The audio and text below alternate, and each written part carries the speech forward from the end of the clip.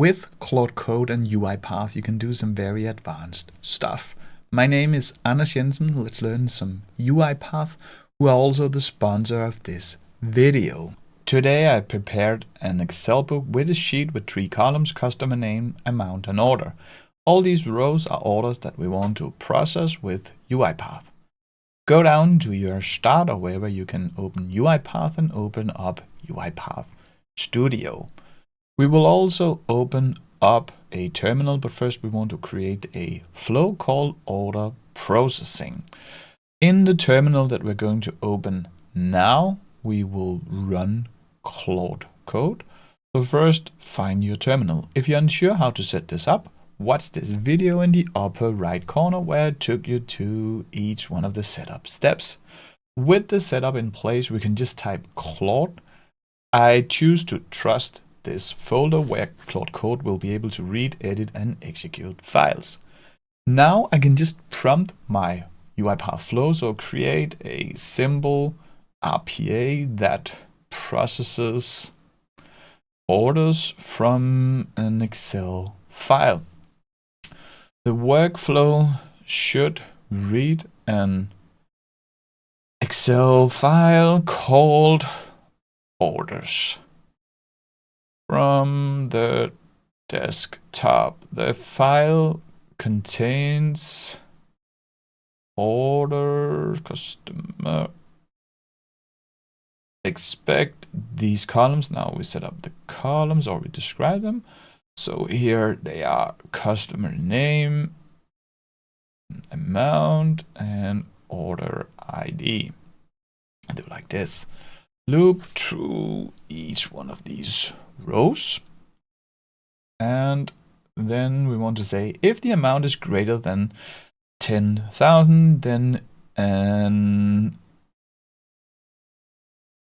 needs approval, needs to be active. Otherwise, we can just approve it. So these are the 2 things: needs review and approved. Write the result to a new column called status. And then we also want to do a simple message log for each one of these records. Hit enter, Claude Code will start to build. So here you will see that it just goes to work. It will describe what it does. So here I don't need to do anything. You will also see to the right, it starts adding the dependencies. It will also add activities once the build process. I have speeded up a little. Here I will approve that it can check the UiPath installation directory. You might need to approve here and there, which is good because then it asks if it should do what it does, except of just doing it. Here we go. We have a workflow, and let me quickly talk about it. So here we read the Excel. We have an orders file path and a sheet name. The orders file path is a variable which it finds dynamically. So here you see it finds my desktop and combine it with orders.xlsx. Then it creates a variable that will be the status column. Then it loops through the order table which it found in the Excel, have a few conditions, the log message, and finally it writes back to the Excel. Looks good to me as a UiPath developer. Let's start the automation and inspect what is happening. Very exciting. Here we have our first error. What is this? That is the sheet name. It says that this does not exist. It's called sheet 1. That makes sense because, let me show you, our sheet name is called orders. So it's completely normal that this didn't work. So we will fix it. So I close Excel, I stop the process, and I open up Claude Code, or I open up the terminal with Claude Code. So here I say improve the workflow so that it takes the relevant Excel sheet from an input argument and hit enter. Now it will edit the workflow. This is so amazing. Never getting tired of this, and I know how long this would have taken me. So once it's done, let's inspect what it has done. We now have an argument called inSheetName, and that one is now used in the read Excel up here, and we could give it a default value. So in quotation marks, call it orders. Now we can test it again. So now at least we have the correct sheet name. Now we have another error. What's this? Well, that is the condition where it checks, is the amount greater than 10,000? Then something happened. It looks like it can't convert the value. So here we see that it cannot convert a string, an empty string. That makes sense. And that's because we have empty values in our Excel. Here you see, you can also see the log over at the UiPath, that alpha, beta, gamma it could process, but not the delta. So we also need to fix this. We can actually ask Claude Code to analyze the workflow and tell us what could go wrong here. So analyze this workflow and identify reasons as to why it can fail. When something unexpected occurs in the Excel file. Present findings in a table. So here we get the result as a text, as a table. So a lot of things here, and we can see 14 different things. We will just implement that it should check for empty values in the amount. We could, of course, implement all of the other things to make error handling complete, but this is fine for now. You just describe it again like I do here. Now it will fix the flow. So here it will start. We can see that it actually, something happens over to the right, and that's the flow that gets updated. Again, I fast forward a bit. This took 1 minute. We can go over to the UiPath flow and inspect it.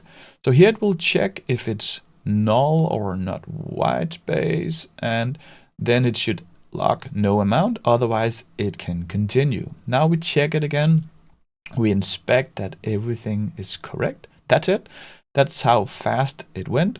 We can see in the output we have our log. Now we also have logged status no amount, and we have no errors in our flow. So again, Claude Code delivered. Here you can see that the status is actually correct. Let's continue. So let me delete the status column so we can do another run. So simply just right click and hit delete. Here remember to save your book. Then Claude Code can do even more than fixing bugs. It can also help with maintainability. So now I want to create a config that can stores dynamic values instead of hard coding them in the flow. Then it will be much more easy to maintain this flow because we don't need to open up the workflow in the future. We can just change the config. So again, I go to Claude Code and I say replace hard coded business rules with configurable values. For example, I give an example by moving approval thresholds to a config file. Create the config file in, and now I get the project path. So here I just open it over in UiPath, just grab the path, copy it just to get it, and I go back and I want the config here, so Control V. Then I can say and read it from here as well. Hit enter. Now Claude Code will go to work again. Really, really nice. So here we have it. Now we can see it will compact the conversation. So I think soon it will be a more compact conversation. Let me see here. As you can see here, we still have it 7 lines, 120 lines, etc. And it just built more. So here we are soon done. Here we have it. We have a build success. Now we can try to inspect it. So it loads a config from a config file path, and that config file path is in the data manager. Here we have it. So here it's the current directory, and then it says config JSON. So it's a JSON config path. All good. Let's try to find it. I can paste in the path. Here we have the config file. I can double click to open it, or open it with a notepad. I think this is Visual Studio Code. It is, as I like to use. Here we have the config with 4 values. You can easily add more or ask Claude Code to add more. So what it do, it also have a few set variables. It will do the exact same thing as before, so nothing changed. It will also be the same result, but now we have a config file that we can improve over time.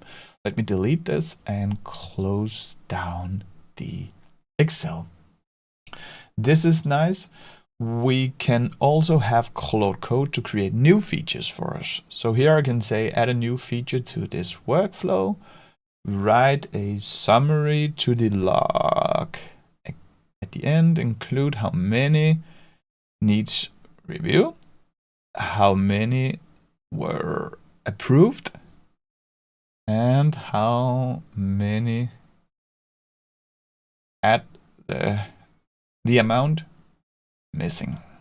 Then Claude Code goes to work again. You can see I can choose to evaluate it. I will not do that here. So now it updated. Let me scroll down and let me find the log here. Here it counts needs review. So I do a few counting variables. It introduces a few counting variables, and we have the log summary here. So here we have a nice log message in the end. So it introduced a few helping variables to count. And as you can see, if you go down to output or inspect it over to the left, we have a nice summary here. I can also use Claude Code to navigate back to a process. So here I closed it. Let me open it again. I will just change the directory to the project folder of the UiPath project.